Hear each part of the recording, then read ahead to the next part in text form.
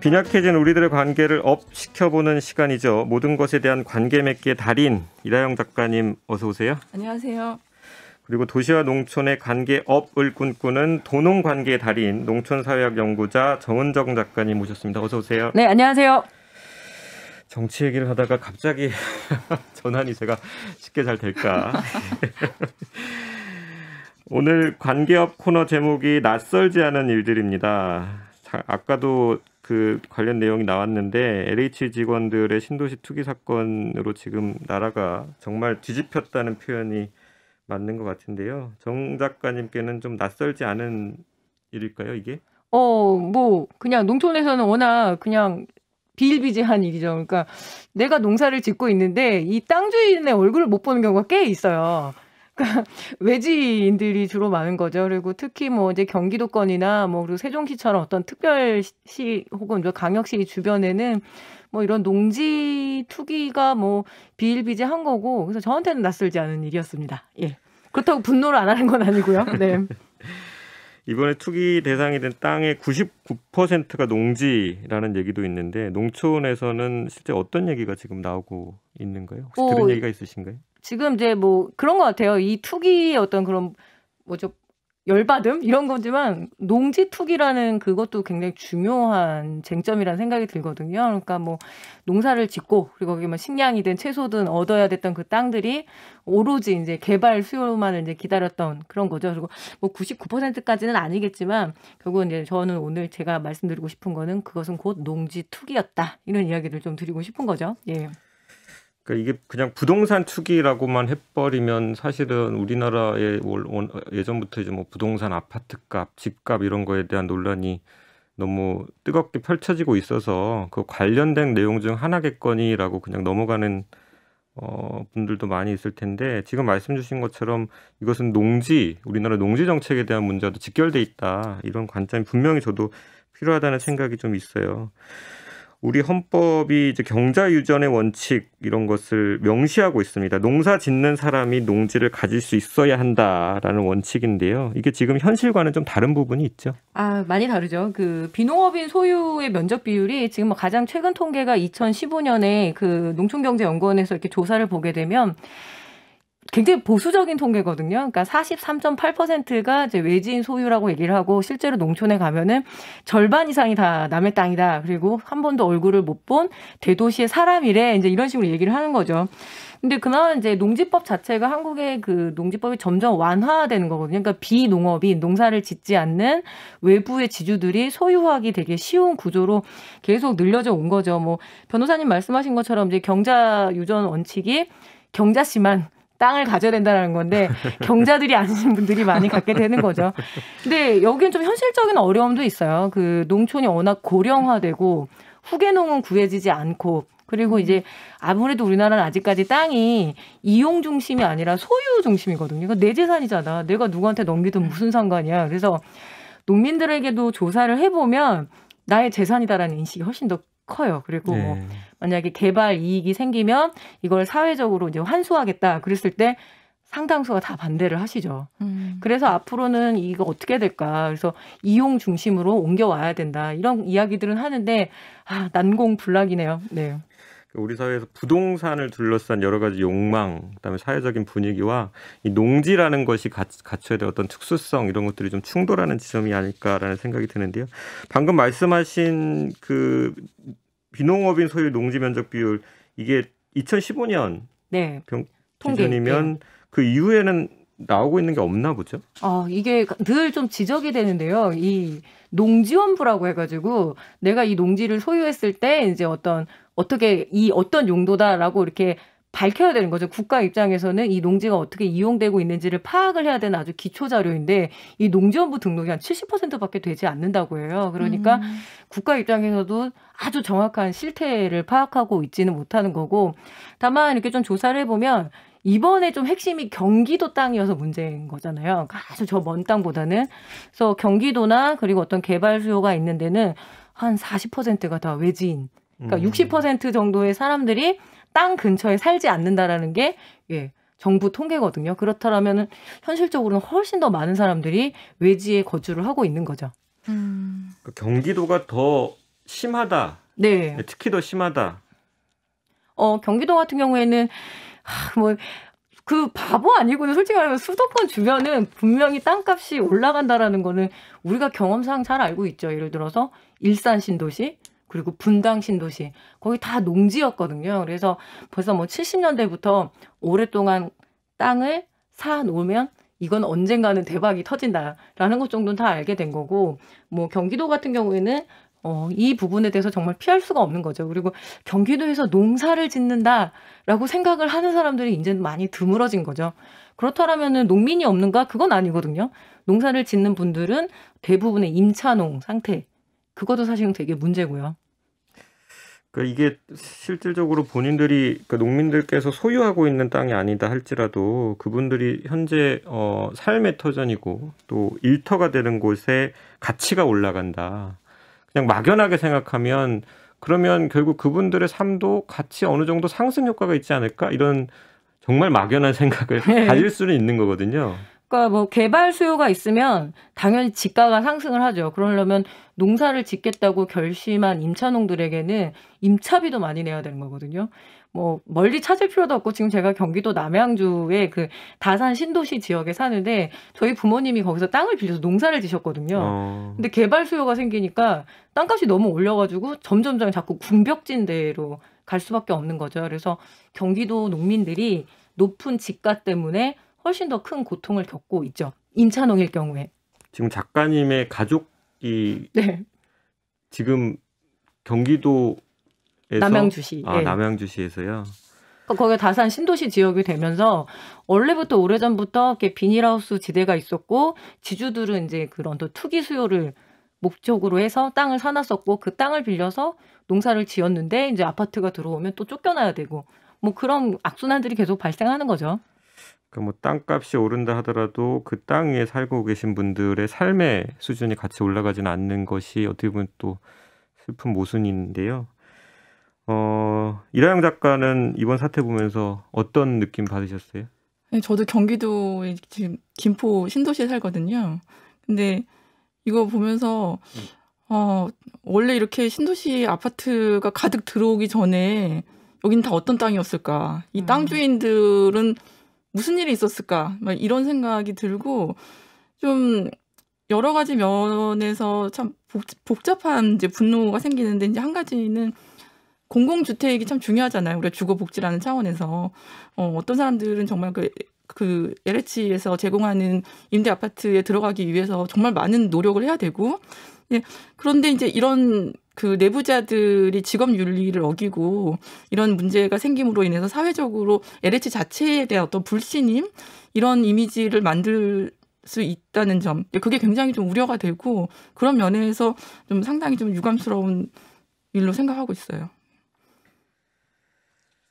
정은정 작가님 그 아버지 얘기를 그 참 슬픈 기사가 있는데 그런 관점에서 생각해 주시면 좋을 것 같아요. 지금 이제 경기도 같은 경우 왕숙지구가 제3기 그 신도시로 지정이 됐는데 거기에서 농사를 짓던 원주민들에게 와 대박 맞았네.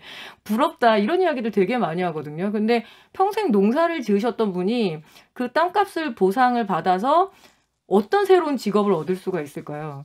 그 직업을 바꾼다라는 건 굉장히 불가능하거든요. 그럼 어딘가에 또 땅을 얻어서 농사를 지어야 되는데 현재 경기도의 상황, 농지의 상황들이 그게 굉장히 어렵다라는 거죠. 그래서 실제로 정말로 농사를 짓고 있는 원주민들은 안 된다, 개발하기 싫다 이렇게 이야기를 하고 있어요. 그래서 우리가 그런 목소리에도 굉장히 귀를 기울일 필요가 되게 있죠. 네. 그러니까 이게 그 철거민 도시 철거민과도 문제와도 좀 다 있는 게요. 그러니까 실제로 많은 분들이 이거를 그냥 보상 문제라고 생각을 하는데 실제로 그냥 나 돈 필요 없다 살겠다라고 하시는 분들이 맞아요. 있잖아요. 근데 그 목소리를 그냥 보상금 올리기 위한 거짓말로 치부해버리는 경향이 굉장히 강한 것 같더라고요. 맞아요. 그런 고민들을 지금 나눠야 되는데 참 이런 얘기하면 한갓진 소리 한다고들 얘기들 하시더라고요. 예, 그래서 뭐 올라서 땅값 보상받으면 좋지 이렇게 얘기하죠.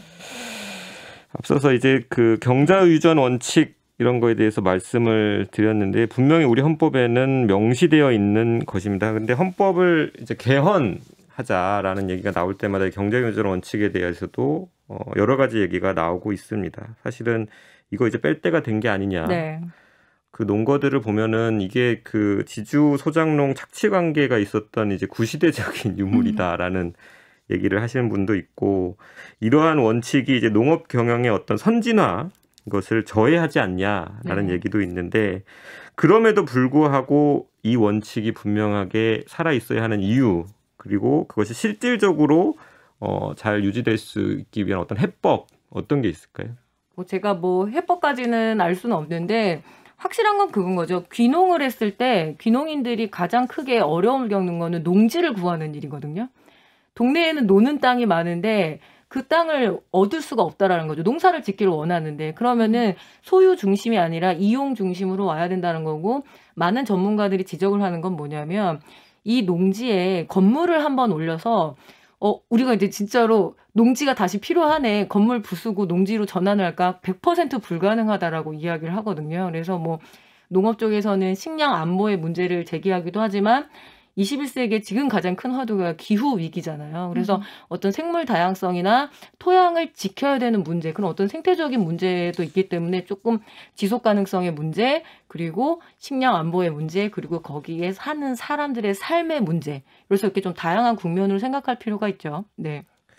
이게 기후 위기, 요즘에는 기후 변화라는 말도 쓰지 말자라는 말씀을 하시던데, 기후 네. 위기다라고 분명하게 얘기하자고 하셔서, 근데 이게 분명히 들어보면은 그래 필요해라고 하지만 실질적으로 우리에게 미치는 영향이 잘 안 느껴지고, 그다음에 어쨌든 과시화되지 않다 보니까 이 농지 문제와 관련해서도 정말 그 뭐 식량 주권 이런 게 되게 추상적으로 들리는 네. 부분이 있어요.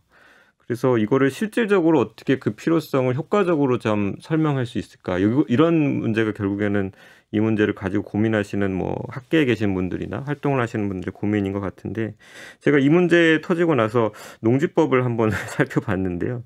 말씀하셨듯이 여전히 가치가 있어서, 필요가 있어서 헌법의 경제유진 원칙이 유지되고는 있지만, 그래서 농지법이 자기 농업 경영 이용하는 자에게만 이제 농지를 소유할 수 있다라는 원칙을 6조 1항에 마련하고 있는데, 그 밑에 예외가 굉장히 많더라고요. 예외가 16가지가 있습니다. 예, 그러니까 거기 밑에 바로 달린 단서 예외가 16가지인데 그 밑에 한까지 합치면 한 20개 정도는 되겠더라고요. 네, 그래서 웬만하면은 다 그거를 잘 활용해가지고, 예. 그리고 양도소득세도 많이 면제되고요. 네. 이번 LH 사태가 결국에는 그러한 맹점을 특히나 내부 정보에 밝은 사람들이 나쁘게 악용한 게 아닐까라는 생각이 들어서, 경제유지는 원칙을 어떻게 할 거냐에 대한 논의도 뭐 필요는 하겠습니다만, 어쨌든 사회적으로 이것을 유지해야 된다라는 합의가 만들어졌으면 실질적으로 잘 유지되도록 해야 네. 되지 않을까요? 그래서 농지법에 대한 어떤 개정 논의도 나왔으면 좋겠다라는 생각이 있습니다. 여러분들은 지금 김종대의 뉴스업 듣고 계십니다. 저는 오늘 대신 진행을 맡은 임자원 변호사고요. 관계업 이라영 정은정 작가와 이야기 계속 나눠보겠습니다. 오늘 이라영 작가님이 들고 온 소식도 낯설지 않은 사건이라고 합니다. 어떤 일이 벌어진 걸까요? 네, 낯설지 않은 사건이라서 이제 더욱 좀 슬픈 일인데요. 영국에서 며칠 전에 30대 여성이 저녁에 집에 가던 길에 그냥 귀갓길에 경찰관에게 납치되어서 살해가 된 사건이 있었죠. 며칠 후에 이제 숲속에서 발견이 됐거든요. 그래서 이 사건으로 굉장히 이제 많은 사람들이 분노하고 추모의 열기를 좀 이어가고 있는 중이에요. 지금 코로나19 때문에 방역에 동참하느라 집단 행동이 어려운 상황임에도 불구하고 많은 사람들이 지금 추모를 하고 있습니다. 이게 지금 가해자가 경찰이다. 네, 네. 그다음에 이제 여성이 귀갓길에 살해를 네. 당했다. 네. 그런데 이제 뒤에서 언급이 되겠습니다만 여기에 대한 영국 경찰의 반응이 또 놀라운 게 있었더라고요. 네. 사실 그 경찰의 반응도 새롭지는 않아요. 한국에서도 우리가 많이 들을 수 있는 말이죠. 밤늦게 너무 돌아다니지 말아라. 여성들은 빨리 집에 들어가라. 그런데 그 말이 더욱 여성들을 이제 분노하게 만드는 거고, 바로 그 점에서 지금 이 사건이 우리가 5년 전에, 벌써 이제 5년이 됐어요. 2016년 강남역 그 살인 사건과 굉장히 이제 비슷한 점이 있다라고 보고 있는 거죠. 무슨 말이냐면 여성이 그렇게 모르는 남성에게 그냥 자기가 평범하게 일상생활을 하던 장소에서 살해당하는 일 자체는 그렇게 특별하지 않은데 바로 특별하지 않은 사건을 지금 오늘날 여성들이 계속 좀 특별하게 사건화하고 있다는 점에서 이제 닮았지요. 그리고 경찰들이나 많은 그 목소리들이 그럴 때마다 여성들을 자꾸 잠재우려고 하는 그 목소리를 자꾸 잠재우는 거죠. 그리고 엉뚱하게 왜 그 시간에 거기에 있냐. 이제 그게 바로 중요한 거예요. 왜 그 시간에 거기에. 그러니까 시간과 장소를 마치 여성이 없어야 되는 그 시간 그 장소 여성은 없어야 되는 존재처럼 만든다는 거죠. 그러니까 그렇다면 우리는 시간과 장소를 다 남성들이 점유하고 있는 거고 그런 발언이야말로 모든 남성이 잠재적으로 여성 살해자라고 이제 고백하는 꼴이기 때문에 전혀 논리적이지도 않고 그래서 많은 여성들이 이제 사건 이후에 일어나는 어떤 공권력의 반응에 훨씬 더 분노하고 있는 상황이죠. 이게 앞서 말씀하신 그 최근 벌어진 영국의 사라 에버라드 사건과 2016년 강남역 살인 사건이 제가 보기에도 그런 것 같아요. 아까 특별하지 않다고 하셨는데 그 말도 사실 굉장히 놀라운 얘기죠. 네. 굉장히 특별해야 되는 사건이 많이 벌어지고 있었고, 근데 그것이 그거에 대한 어떤 여성들의 이제까지 자기 자신이 느껴왔던 어떤 두려움을 호소를 했더니 거기에 대한 또 반응이 놀라운 것이어서 네. 이게 왜 혐오 범죄냐 뭐 이런 네. 얘기부터 시작을 해서 놀라운 것이어서 이것이 결국에는 여성 인권에 대한 전체 사회적인 문제로까지 확산됐던 점이 영국의 최근 사건과 2016년 강남역 사건이 닮은 점이라는 생각이 저도 드는데요. 네. 관련해서 이제 페미사이드라는 용어가 다시 언급이 되고 있습니다. 사실 죄송한 얘기지만 저 이 말 네. 이번에 방송 준비하면서 처음 알았어요. 아, 그래요? 네, 열심히 설명을 드리겠습니다. 네, 일단 그 페미사이드라는 그 언어의 그럼 역사를 보면은요. 일단 19세기 초부터 이제 발견을 할 수가 있어요. 그래서 기록상으로는 1801년 영국에서 처음 이 말이 사용된 걸로 나옵니다. 여자를 죽이는, 그러니까 특별히 여성을 대상으로 한 그 살인 사건을 페미사이드라는 그 언어로 정리를 하게 된 거죠. 그게 참 공교롭게도 영국에서 이 사건을 먼저 이렇게 언어화했는데 지금 오늘날에도 유럽 국가 중에서도 영국이 여성 대상 그 살인 사건이 좀 높은 나라에 속하고 있어요. 그리고 최근에 영국 여성들이 이 문제에 특별히 더 관심을 가지고 있어요. 단체들을 조직해서 여성 살해 그 발생률을 조사를 한다거나 이런 연구들이 점점 증가하고 있는 상황에서 바로 이 사건이 터졌기 때문에 훨씬 더 여성들이 지금 조직화된 분노를 할 수 있는 거고 이 언어가 페미사이드가 그 19세기 초에 생긴 이래로 계속 드문드문 사용해 오다가 본격적으로 이 말이 이제 우리가 확 퍼지게 된 거는 1976년 그 브뤼셀에서 있었던 제1차 여성범죄 국제재판소에서 그 다이애나 러셀이 증언을 하면서 그러니까 여성 살해 범죄에 대한 증언자로 참여하면서 이 페미사이드라는 용어를 사용했어요. 그러면서 이 언어가 이제 공식적으로 출판도 되고 확 퍼지게 됐지요. 그래서 그 다이애나 러셀이 페미사이드를 아주 집대성한 책도 냈는데 그 책 내용에 보면은 우리 인류 역사의 여성 살해를 다 알 수가 있어요. 우리가 흔히 알고 있는 마녀 사냥, 사실 그 여성 살해지요. 예, 마녀 사냥부터 오늘날까지 우리가 가장 일상에서 일어나고 있는 여성 살해, 바로 가정폭력으로 죽어가는 여성들인데 제가 이게 전혀 놀라운 일이 아니다. 그리고 왜 그 경찰들이 집에 일찍 들어가라라는 말에 여성들이 더 분노할 수밖에 없냐면 실제로 더 끔찍한 일은 집안에서 벌어지고 바로 그런 낯선 남성보다는 친밀한 관계에 있는 남성에게서 더 많이 발생하는데 한국 같은 경우는 바로 작년에 2020년 한국에서 그 친밀한 관계에 의해서 그 남편이나 애인이죠. 남편이나 애인에 의해서 살해된 여성이 작년 한 해에만 97명이에요. 그리고 그 살인 미수, 그러니까 살인을 시도했는데 생존자인 거죠. 그 살인 미수는 131명이에요. 그러면은 살해된 여성과 살인 미수 그 피해자까지 합치면은 작년 한 해만 228명이에요.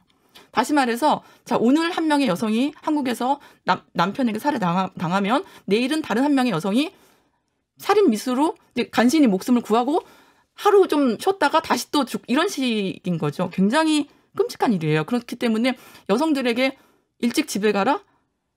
일찍 집에 가면 또 일찍 집에 가면 상황에 노출되고 집안에 네. 폭군이 있는데 예, 그렇네요. 말이 안 되는 거지요. 그러니까 저는 사실 이 말을 보고 좀 약간 그 멈칫했던 게 네네. 이런 조어까지 나오는 상황이구나라는 네네. 현실 인식을 하게 됐던 것이고요. 그래서 이 말 자체보다는 이 말이 나오게 된 배경에 좀 더 맞습니다. 주목을 할 필요가 있지 않을까 네. 싶습니다. 2016년 강남역 살인 사건으로 다시 좀 돌아가 보면 네. 당시 저도 이게 여성 혐오 범죄다 아니다를 가지고 굉장히 많은 논란이 있었던 걸로 기억을 네. 하고 있고 제 기억으로는 그렇습니다. 이것을 여성 혐오 범죄라고 말을 하시는 분들이 사실 모든 사건에서 단일한 원인을 꼽을 수는 없는 거잖아요. 네. 그래서 이게 여성 혐오만에 기인한 것이다라는 말은 사실 누구도 하지 않으시고 단지 여성 혐오와 이 범죄의 관련성을 네. 좀 주목해달라는 말씀을 하셨던 걸로 저는 기억하는데 오히려 네. 반대쪽에서 네. 그 관련성을 배제하려는 맞습니다. 적극적인 목소리가 있었던 걸로 기억을 합니다. 네, 왜 네. 그런 배제를 그렇게 하려고 하는지, 그러한 배제하려는 분위기에도 불구하고 왜 우리는 그 관련성에 주목을 해야 되는지라는 네. 점을 좀 말씀해 주실까요? 일단 당시에 정신질환에 의한 묻지마 범죄라고 다 모두 일괄적으로 이름을 정했어요. 그러니까 사실 이것도 굉장히 위험하죠. 그럼 우리는 정신질환자에 대한 또 다른 방식의 낙인이 될 수가 있고 또 묻지마 범죄라는 표현은 상당히 문제가 있어요. 그리고 어떤 사건을 우리가 정확하게 이름을 정하는 게 중요한 게 요즘 우리 보면 학교폭력, 학폭 굉장히 지금 많이 나오고 있어요. 많은 연예인들, 운동선수들 굉장히 폭로가 되고 있는데 이게 과거에 학교 내에서 이런 폭력이 없었던 게 아니잖아요. 그런데 학교 폭력이라는 정확한 이름을 가지고 이게 사회적으로 고발이 됐을 때 사람들이 인지하는 거죠. 내가 당했던 게 학교 폭력이었어. 인지하고 피해자들이 10년이 지나도 뭐 5년이 지나고 20년이 지나도 뒤늦게라도 인지하고 폭로를 할 때 우리가 조금이라도 제도적으로 놓쳤던 어떤 그런 부정의를 뒤늦게라도 좀 바로 세울 수 있는 기회가 오는 거잖아요. 그렇기 때문에 우리가 폭력을 정확하게 이름을 불러주는 것은 어떤 정의 실현 차원에서 정말 중요한 운동이라고 생각을 해요. 그러니까 그런 거겠죠. 비극적인 사건이 발생했기 때문에 피해자를 추모하고 애도하는 것도 분명히 필요하지만 네. 어쨌든 이 사건을 통해서 우리 사회가 어떻게든 나아가야 하는데 네. 그 나아가려는 목소리 중에 하나로 여성 혐오 범죄다라는 명명이 사실은 네, 네. 있는 것이고 그런데 그조차도 하지 못하게 하는 사람들 때문에 나아가는 기회조차 어쩌면 박탈당할 수 있다라는 맞습니다. 생각이 드는 게 아닐까 싶습니다. 그런데 이런 사건이 터지면요, 항상 이런 말도 나옵니다. 남자도 죽는다. 네. 예, 아주 드물지만 남편을 죽이는 아내도 있다. 네, 매우 드물지만 있기는 있죠. 바로 이제 이 사건은 더 커지고요. 그렇죠. 이제 그게 바로 우리가 이제 그 블랙 라이브즈 매터 하면은 흑인의 삶이 중요하다라고 했을 때 백인의 삶도 중요해 이렇게 말하는 것처럼 어떤 그 인종이나 성별로 인해서 벌어지는 그 범죄를 그냥 모든 인간에게 벌어지는 것처럼 그냥 이렇게 용해시켜 버리는 거죠. 그래서 우리가 특별하게 다루어야 할 사건을 그냥 보편적인 사건으로 만들어 버리는 게 좀 때에 따라서는 굉장히 좀 위험한 시각이고 실제로 우리가 대중문화에서 여성 납치 사례를 얼마나 가볍게 다루는지만 살펴보아도 알 수가 있거든요. 그 영화 속에 무수히 스쳐 지나가는 여성 시체들, 우리가 그 굉장히 시각적으로 좀 익숙해져 있어요. 여성의 죽음이라는 죽어 있는 여성의 몸이라는 것에 대해서 굉장히 익숙해져 있는 것도 위험한 현상이라고 할 수가 있죠. 저는 사실은 이런 얘기 나올 때마다 약간 그 목소리를 내시는 분들의 간절함에 얼마나 사회가 공감하고 있는가. 네, 간절합니다. 예, 정말요.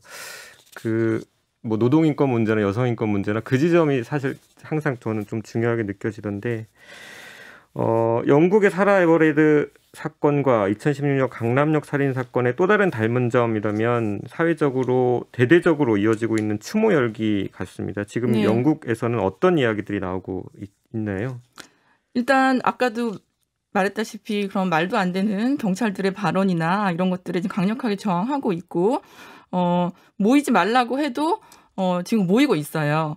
저는 이게 하나의 어떤 애도의 정치라고 생각을 해요. 그리고 변호사님도 말씀하셨지만 그렇게 슬퍼하고 분노하는 것조차 지금 억압당하고 있잖아요. 그러니까 그걸 억압한 이유가 뭐겠어요? 바로 분노가 굉장히 집단 행동의 동력이 되기 때문이잖아요. 그래서 그런 분노를 억압해야 이 여성들이 혹은 사회의 많은 소수자들이 모이지 않을 것이고 연대하지 않을 것이기 때문에 자꾸 억압하는데 그럴수록 모이고 연대해서 이 분노와 슬픔을 어떤 애도의 정치로 끌고 나가는 게 굉장히 중요하다고 생각하고 지금 영국 여성들도 그렇고 2016년에 한국 여성들도 바로 그러한 지점에서 포스트잇 붙이면서 모인 거라고 생각하고 있어요. 그러니까 제가 이제 작가님이 최근에 한겨레에 쓰신 글을 되게 인상 깊게 읽었는데 존재했던 적 없기에 애도 대상조차 될 수 없었던 존재들에 대한 언급을 해주셨고 그러면서 제가 뭐 관여해 왔던 그 삼성반도체 직업병 피해 노동자의 말씀도 주셨어요. 그래서 애도가 곧 저항이 되는 경우에 대한 말씀을 주셨는데 이렇게 많은 사람들이 이렇게 많이 분노하고 있다면 정말 간절함, 정말 어떤 우리가 귀 기울여 봐야 될 이유가 있지 않겠는가라는 데서부터 사실은 우리 사회가 좀 시작을 했으면 좋겠습니다. 아까 이제 어떤 사건에 대한 명명 얘기가 나왔는데 그 농촌 문제 중에도 뭐 그런 어떤 정확한 명명 필요하다 볼 수 있는 사건이 있을까요? 여성 농민의 문제가 또 분명하죠. 그러니까 그러면 이제 이렇게 얘기해요. 그럼 남성 농민이란 말은 따로 있느냐? 그러니까 농민이라고 이렇게 하는데 여성 농민이라는 이름을 갖고 여성 농업인에 관련한 어떤 그 재산의 권리라든가 어떤 복지의 증진이라든가 이게 최근 10년도 되지 않았거든요. 그러니까 어떤 이 정부 내에서 여성 농민의 어떤 정책, 여성 농업에 대한 정책들도 이제서야 조금 해보는 과정이고 이라영 작가는 이렇게 얘기하는데 제가 이 사건을 되게 직시를 하기가 너무 어려웠던 게 제가 20대 이제 20살이 된 딸이 있거든요. 그러면 엄마로서는 뭐라 그러면 만약에 누가 쫓아오면 꼭 편의점으로 뛰어들어가. 그러니까 개인의 어떤 생명이라는 게 너무 위협을 받게 되면은 일단 네가 먼저 도망가 이렇게 이야기를 할 수밖에 없는 저의 어떤 존재의 서글픔도 되게 있거든요.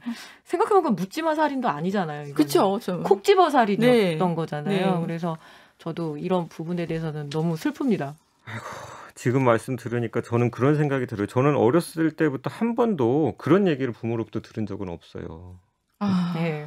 남자니까 사실 남자이기 그런 때문에. 거죠. 예, 그리고 저도 저는 둘째는 아들이니까 걔한테 그런 얘기 해본 적이 없네요. 저희 부모가 누가 쫓아오면 도망부터 가라 이런 얘기를 저한테는 누구도 하지 않으셨거든요. 할 필요가 없었던 분위기가 있었던 거지만 모두가 그렇게 살지는 않았다. 그래서 이 얘기가 지금 중요하다라는 말씀이신 것 같습니다. 오늘 참 슬픈 얘기인데 또 의미 있는 얘기 잘 들었습니다. 관계업 이라영 정은적 작가님 오늘 감사합니다. 예, 고맙습니다. 감사합니다.